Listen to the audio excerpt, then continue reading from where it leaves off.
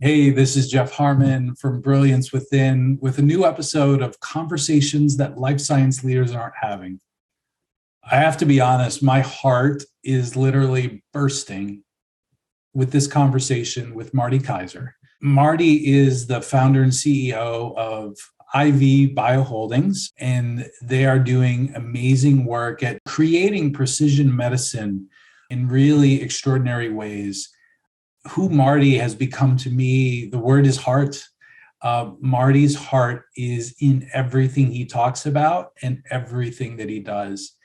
And I'm really just going to encourage you to spend some time in this conversation that he and I had, and then take some time to reflect afterwards. I think you're really going to enjoy it.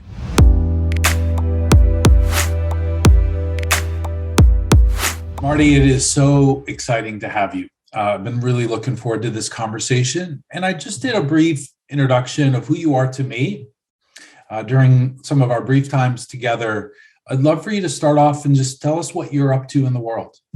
Oh, thank you so much for having me. I'm really excited to be on this show, and I've really grown to appreciate the dialogue and the friendship which started on social media, and just funny how the world works these days, where your best friends emerge from a platform that you've never actually seen or met them in person. So this is awesome. It's great to be on the show.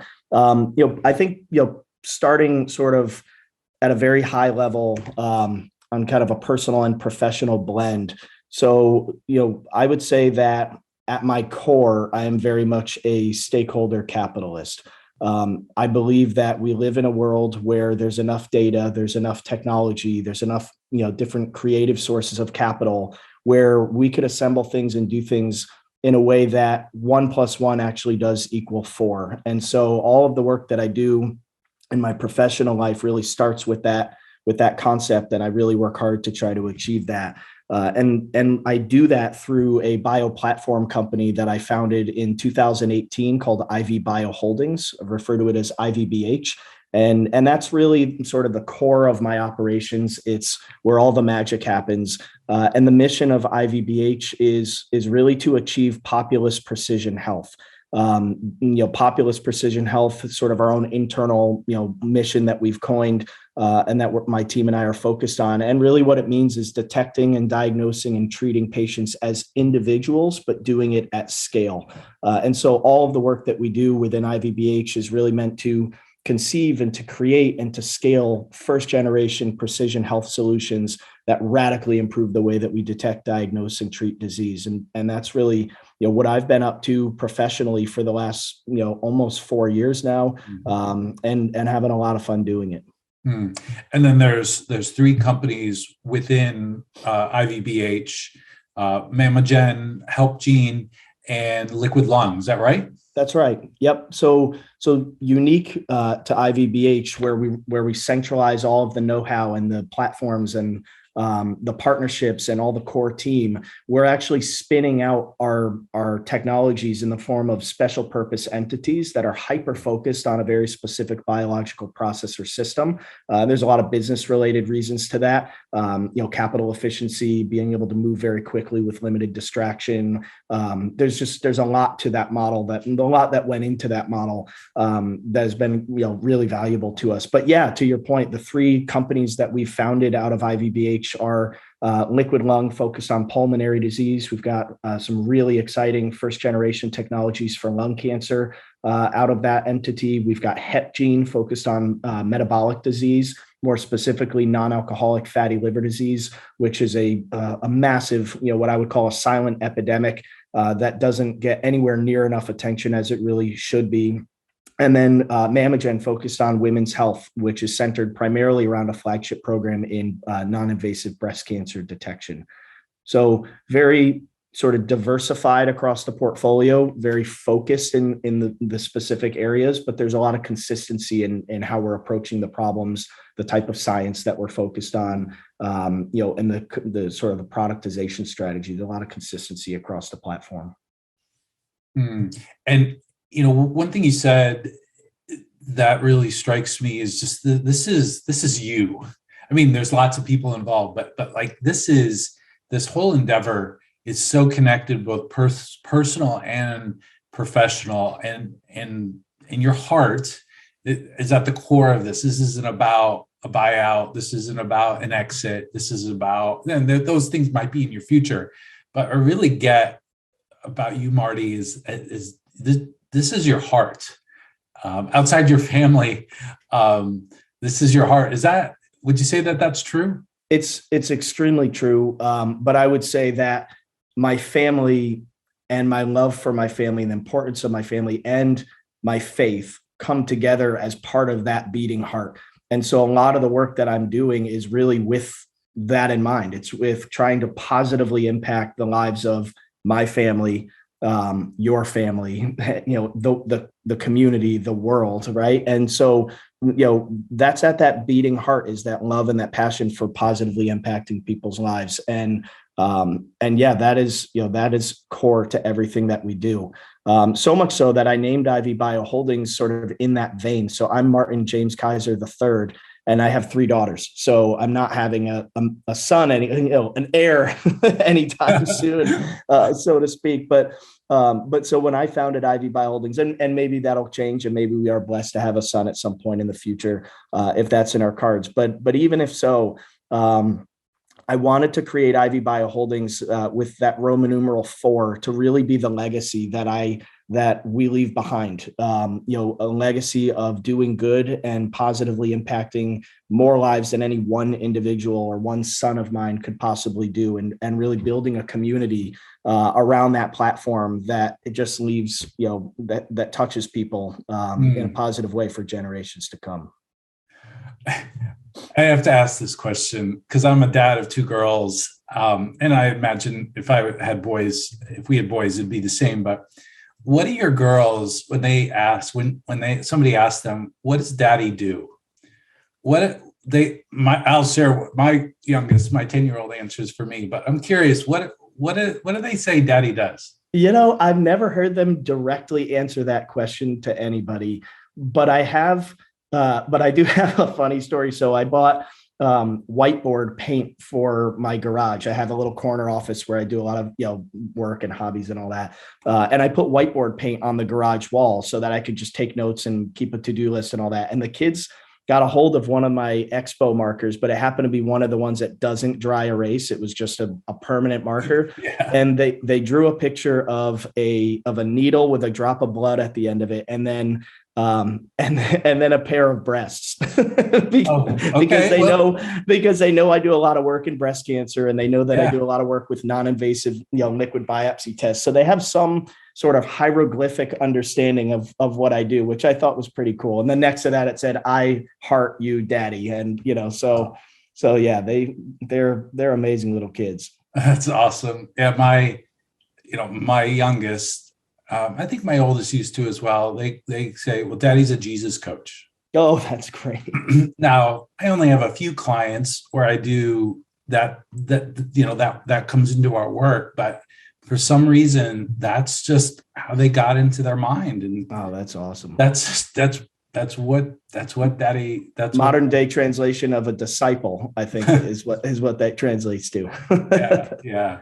That's awesome. So, one of the things that, we've already gone there, of getting behind the curtain, so to speak, on what people wouldn't be able to know about you. And you've already revealed so much about your heart. Share a little bit more of your heart. What's something that you would love for people to know that they couldn't typically find out on your LinkedIn profile? So I try really hard to convey as much authenticity throughout LinkedIn and social media as I can. And, but I do kind of come up right to a line of certain posts and certain things that I say. And I pause there intentionally. I think more just because I like to leave people sort of thinking on their own and running with different conclusions. And maybe they draw some sort of their own inspiration out of it without it just being spoon-fed from me. So I do try to come up to that line. I do try to be as authentic as I can. I'd say if I were to fill in some of those voids, to cross that line of where I go on social media, there are some very specific themes that are kind of in my rotation. One is sort of a theme of being a bit of an outsider, and I would say that if there's any sort of air of rebelliousness to my posts, that's by design.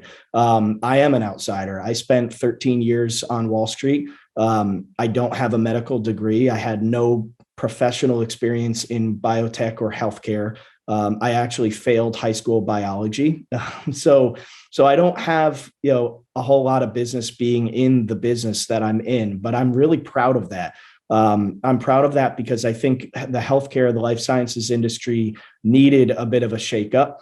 And I think it needed a new perspective. I think it needed an outsider to start calling BS on some of the things that the industry has really accepted as just the best we can do, when I think only an outsider could look at that and read between the lines and say, no, there's a heck of a lot of room for improvement in here.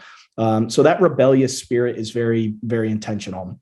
I'd say my family posts about family and faith are also, very, very intentional. I'm married to my high school sweetheart. I actually fell in love with my wife on the very first day of school in the 6th grade. I asked her to be my girlfriend for, I think, 6 years before she finally said yes.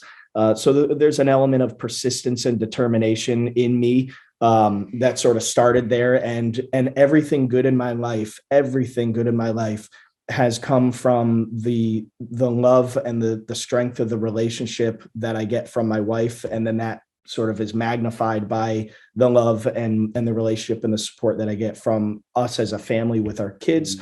And then, the underlying faith component of this, who in their right mind would possibly leave an industry, at sort of the peak of my career. It was accelerating and things were good. I didn't leave it under bad circumstances. Who in their right mind would leave everything, sell their home, liquidate all of their assets to go into an industry that's known for taking 10 years to develop something, cost $1 billion and fail 9 out of 10 times? Only somebody that felt very confident in the time that they had spent putting into the due diligence and the planning and the preparation, to building the right people and the partners to give you the confidence to be successful, but only somebody that felt like there was a higher power or some sort of energy that was going to help you overcome the odds and turn the impossible into the possible. And that, where I kind of brush up against that line, it's very, very much intentional and has driven everything that I do. Yeah. I love that, Marty. And there's a word that just kept coming up again and again as you were sharing on all three of those areas is courage. I mean, I know who I was as a 6th grader. I didn't even have the courage to ask anybody out, let alone hang in there for 6-7 years. And then so on. So, yeah, it just really speaks. That's a word that's just coming out loud and clear as I'm listening to you is courage. And I make a distinction between courage and confidence. That confidence is not a requirement. That's an outcome. The only requirement is courage. And I just really sense that's maybe not an explicit value, but that's just such a big part of your story. Do you connect with that word? Oh, I mean, I haven't thought of it. And I think that's I've never thought of it in that context of confidence is not a requirement, but, and the difference with courage. That's interesting. Yeah, it connects. It does connect. I don't think of myself as a courageous person. But I guess, it's probably because that courage, I don't take credit for that courage. I think that courage is sort of coming from within and coming from my community and from my family and all the support and everything that comes into that. Really does give me the courage to take a lot of these risks and push some of these boundaries. And the series title, Conversations That Life Science Leaders Aren't Having, I think everything we've talked about up to this point could fit under that umbrella. But just to be explicit, what's the first thing that comes to your mind when you hear me say the name of this podcast? So I started out when I was really young, I loved to cartoon. I loved to draw. I actually wanted to be a Disney animator when I grew up. And I've actually since learned through some podcasts and through some mentors of mine that you actually discover, you can actually sort of look back and back into what your core underlying passion is by looking back at what you wanted to be when you grew up, not at the surface level. It's whatever sort of the underlying drivers are of what that is, whether it's an astronaut or, or a Disney animator. And for me, being a Disney animator wasn't the passion. The passion wasn't even really the cartooning. The passion was the excitement that I get of the possibility of a blank sheet of paper. When I put a blank sheet of computer paper and I take the pen and I just start drawing and cartooning without any idea of what the actual outcome is going to be, that excites me, that thrill of possibility and the creative process behind it, of taking something from nothing and turning it into, something and turning it into something. So that always drove me. I think when I think about that in the context of the title of your show, Conversations That Life Science Leaders Aren't Having, one of the things that I learned in, I think it was a high school art class, is the concept of negative space. And this is kind of a brain buster for a lot of people. If you take a white piece of paper and you take a black Sharpie and you draw, the outline of a house, is it really the black outline of the house that makes the image, or is it all of the negative space of the white behind it that allows it to allows that image to emerge? The negative space, the space around it that you don't actually, where your eye doesn't initially go, to me, that's where the magic happens in everything in life. It happens in sort of the negative space, the blank space. And I think that's very, very relevant to life sciences and healthcare. I think at a surface level, we accept a lot of things. I mentioned development timelines and costs and risk factors, and we accept that as the best we can do. We don't spend enough time kind of digging into why these things take so long, why they cost so much. We don't look at the negative space and try to innovate around those fail points and those inefficiencies. That's where I focus. My mind naturally goes there. I think you can take that down even to a level of standards of care for imaging and detection of disease. We do, as I mentioned before, a lot of work in women's health and predominantly breast cancer. And, breast cancer, Mammogen is the name of our women's health company. I founded Mammogen in the name of my sister's best childhood friend, who in May of 2020, we're now 2 years on the anniversary, was diagnosed with stage 2B breast cancer. She had no genetic history. She had no family history, no predisposition, just bad luck. And she became the fourth woman in my close circle that was diagnosed with breast cancer under the age of 40, despite everybody telling you that the prevalence of it in women under 40 is fairly low. It is on the rise. And so I looked at that and I started doing my own research, and I started looking at what are the screening guidelines, what are the standards of care. And women, as most people know this, but women are generally not eligible for an annual mammogram until they reach the age of 40. So you have roughly 42 million women in the United States alone between 18 and 40 who just don't have access to regular or reliable screening. That's on a surface level, and a lot of people accept that. Oh, well, the risk is low, so why put somebody through a procedure that might be timely and costly and whatnot if the risk is low? But on a layer deeper of that, kind of again in the negative space, what the conversation people aren't having is that women under the age of 40 tend to have very dense breast tissue. And when you have very dense breast tissue, if you actually look at the sensitivity, which is the true positive detection of mammography, the accuracy of detecting the true positives, the sensitivity of mammography in that age group with women with very dense breast tissue is only 47%. So, now you're saying, wait a minute, even if somebody wanted to get it and they said, what, forget insurance, I'll pay for it out of pocket because I want to be preventative, the accuracy is no better than a coin toss. So now you really start to call into question, should that person even be subjecting themselves to all the potential future risks that could come from a false positive, or worse, be sent home thinking that they're cancer-free and actually have breast cancer. Now that starts to get really hairy.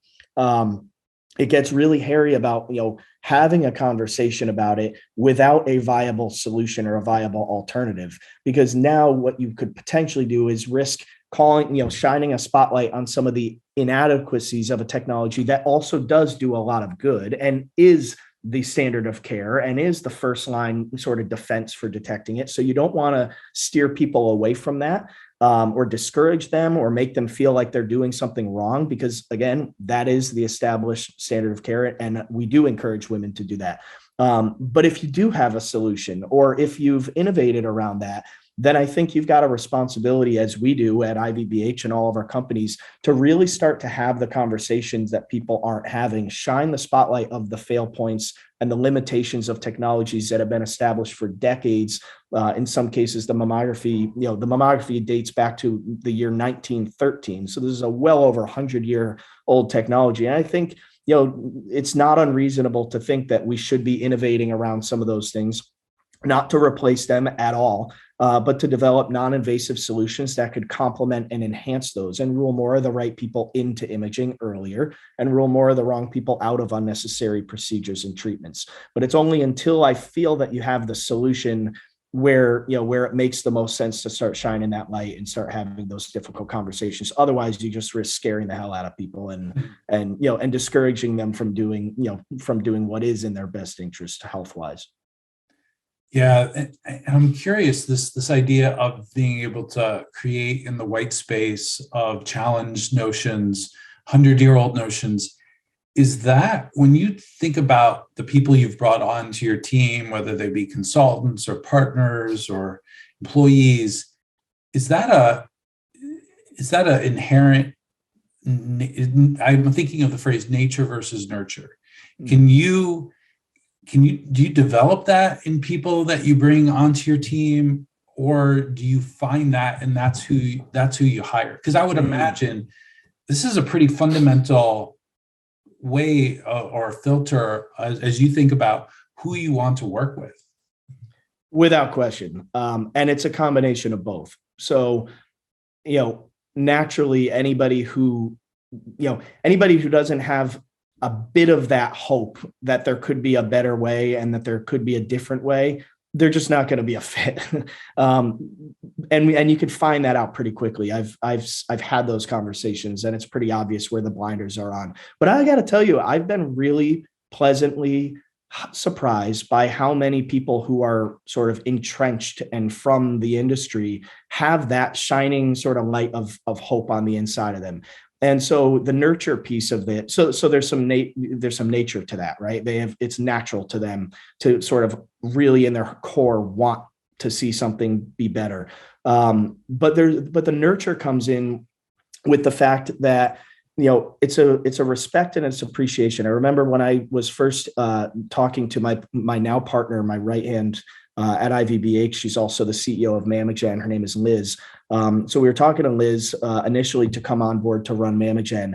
And I remember having a conversation of saying, we both have something that the other wants and needs.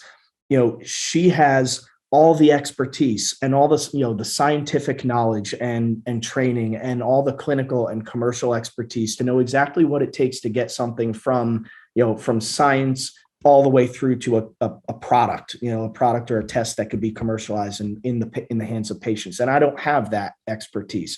I said, but I have created on the front end a bio platform that leverages data and technologies in ways that almost creates a limitless opportunity.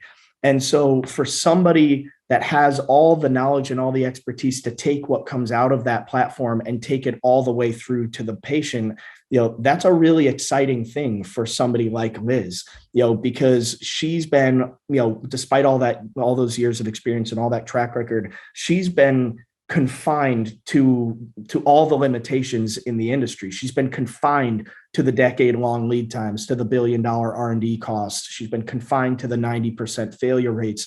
And I basically told her, what if we could eliminate a lot of those things? Not entirely, obviously, but through a different model, reduce the time, reduce the cost, reduce the risk, improve, and accelerate what comes out of the R&D process, and then allow you to take the ball and run with it. And so that was just, it's a combination. of the two things. We need one another. And I've said, from the very beginning of launching IVBH, that data and technology is essential. It's essential in terms of reducing time, cost, and risk. And in many cases, improving what comes out of the process. We have to be using data and technology more than is being used in the industry today. But it's not to replace people. It's data technology that reduce the time, cost, and risk, but it's people and partners that accelerate the growth. And so it's a respect and appreciation for both of those things and how they come together to take something from concept all the way through to the patient. And so, that my whole team shares in that. And all of the partners and partnerships that we've structured are structured in a way, precisely for that reason. And people that are very good at their one domain, but can be part of the overall platform and really bring meaningful change to market is really at the core of everybody in our ecosystem. Yeah, there's an expression, or I don't know if it is an expression, but a bit of a truth that desire reveals design and design reveals destiny. And I'm just really getting what's striking me, and just allow me just to sort of play with this idea, given what you said, is that I would assert that our design fundamentally is to be creative and to play outside the sandbox, so to speak, to challenge convention. I mean, it's what I did as a kid. That's what my girls have done. And I just am sensing, as I'm listening to you, Marty, that's fundamental to everybody. And that what you've created in this culture at IVBH is just this place where they have permission and the and then the resources to actually tap into this thing that is part of their design, but they've for whatever reason, it's been tamped down by year after year, decade after decade. So that is such a great point. And it's not just permission, it's completely encouraged and facilitated. I've told people before that my hope for IVBH was to create the most imaginative place that you could imagine, a place with no bias, no notions, no assumptions, where you can just challenge everything, constantly from a different perspective. And we've intentionally, the people and partners, that I've pulled into this ecosystem, I've intentionally sought out diversity of thought and perspective and lived experience more so than, medical degrees or sort of traditional industry pedigree. I really like to look past some of those more kind of superficial things and really get down to the core of people, because it's that diversity of thought and experience perspective that just challenges. It just helps challenge a lot of that status quo and comes up with entirely new and ingenious ideas. That diversity has been probably one of our greatest assets. Yeah. And there's going to be people who are going to say, no, thanks. I'm sure they're going to say, no, I like my box. I like the black lines, and that's okay. To be frank, I feel a little sad for them. Yeah. But that's a personal choice.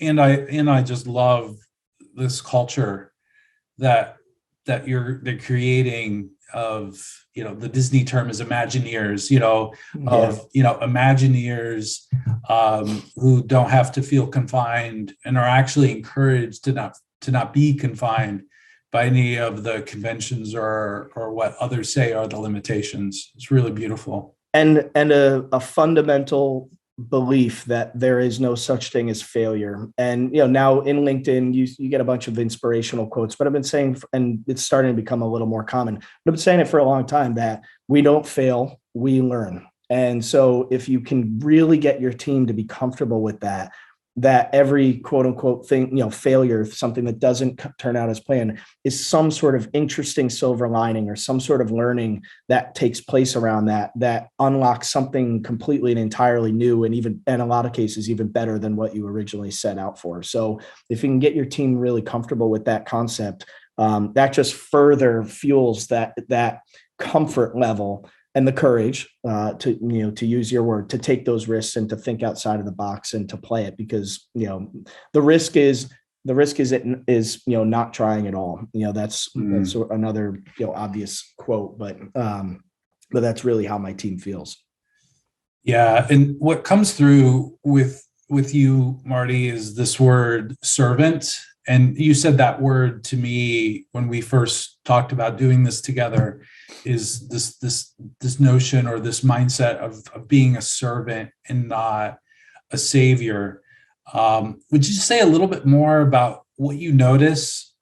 Again, no judgment or condemnation to anybody out there in the world of how they approach things, but can you just talk about this belief of being a servant instead of a savior in this life science space? I do think that there's a bit of a savior mentality and mindset in this industry. Again, no judgment on it. I just don't think it's the right approach personally. And what I mean by that is, people focus on the cure. People focus on trying to just eradicate a problem, and being the savior of that.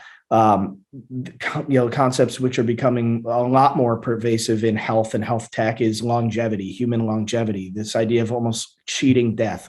There's a very savior sort of mindset behind that just doesn't resonate with me.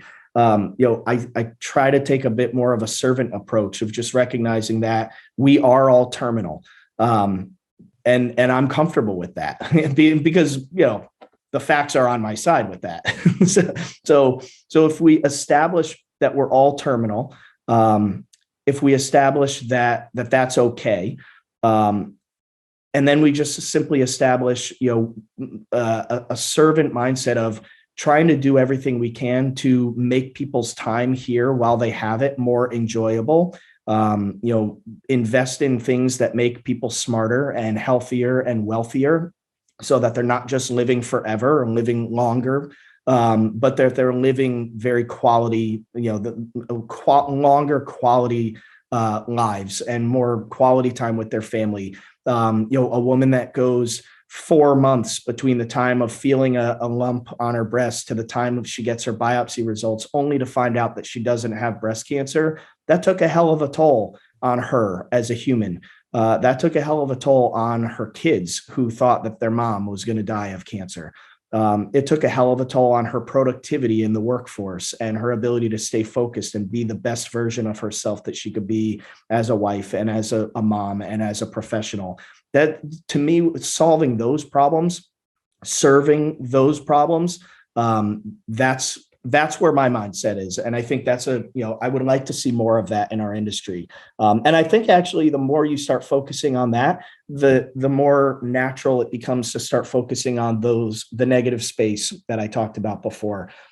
Because then you'll start looking, beyond just that surface level of solving a problem, and you'll start looking at sort of the fail points along the way that just make the whole entire thing better and easier and safer and less stressful and less expensive. So that's what I meant by servant versus savior. And I think it's important that we start, talking about that a bit more. It feels like just a more gentle way of living. The savior gets the headline, but there's a lot that comes with taking on that mantle, and it just feels like the servant versus the savior. It feels like a more gentle, kind way to be. It may not have the bells and whistles and the banners and the lights, but it just feels, that's the word that comes up for me is kind to yourself. Yeah. And maybe even kind to those around you, to take on that approach. Do you feel that? Do you feel, I have a sense you feel, you feel compelled in some ways, but I'm wondering, do you also sense it's a little more relaxed way of approaching life? It is, because it's the golden rule. It's doing unto others. And there's something just very comfortable about that. And there's a positive energy that that comes back to you when you give it in that sort of servant mindset and servant way. So without question, it's much more comfortable to do it. It's just the right thing. And it requires, and doing what you think is the right thing is always a more comfortable and gentle way to live.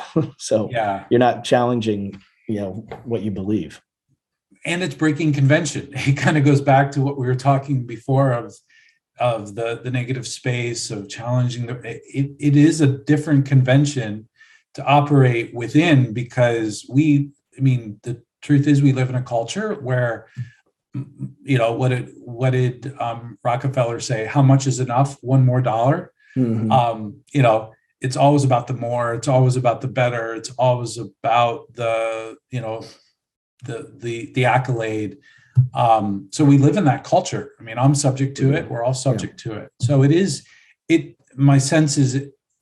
Well, actually, let me pose it as a question. What was it that, just given this culture we're in, what was it that flipped the switch or allowed you to turn that corner to focus on the servant approach?